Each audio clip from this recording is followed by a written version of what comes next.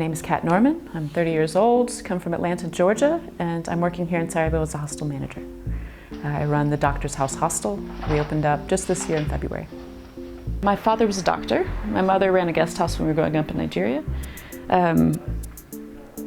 That would have been his house, the doctor's house. So my father, when we were growing up, he said, I don't care what you do with your life. Of course, I'd love you to be a doctor, but if you can't, just make sure whatever you do helps people. So I've always had that in my mind. The house is dedicated to the idea that no matter what you do, you should be helping people. So I showed up in Sarajevo, and really within a month, I had it all. Like, I had a business partner, boyfriend, building to put the hostel in. So it really just fell right in my lap. So it seemed like a good fit, and so far, so good. I mean, it's gone really well. Within a year, the business is active and running. I've got guests all the time.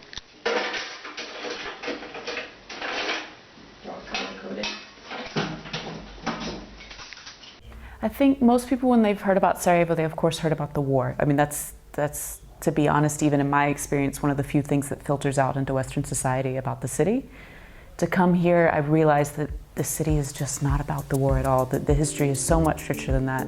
The people have moved on themselves. When you interact with Sarajevans, what you see is the humor, and you see this attitude of determined, positive thinking. You know, even during Yugoslavia, they were considered a rich artist community.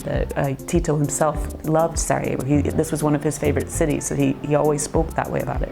And that's still true today. There's maybe it's the mountains, maybe it's something about the history of the city and the family lines that they're in, but there's a true artist community here.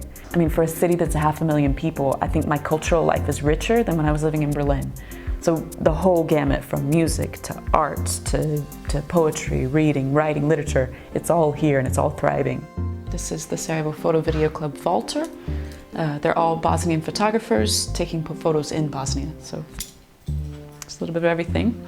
You have to wait. The most important thing with the coffee, everybody's got their opinions from all the different regions on how it's done, but the most important thing is to boil it.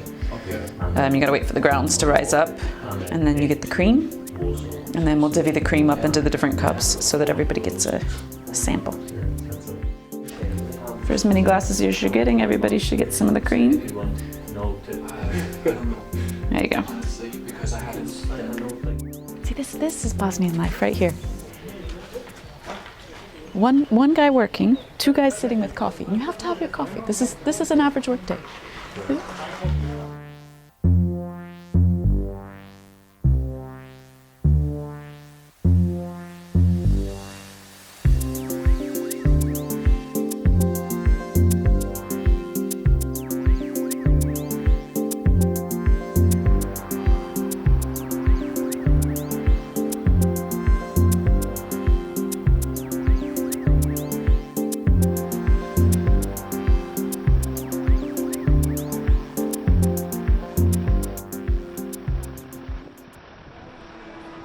There's a place called Kino Bosna, which is an artist hub, and it's a 1908 cinema turned squat bar, and the environment there is just amazing. It's just totally chill. On Mondays they do Sedbelinka music, which is the traditional Bosnian love songs.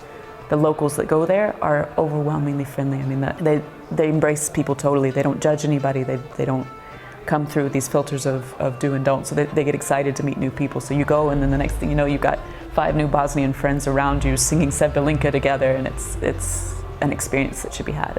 It's one of the true secrets of Sarajevo, I think.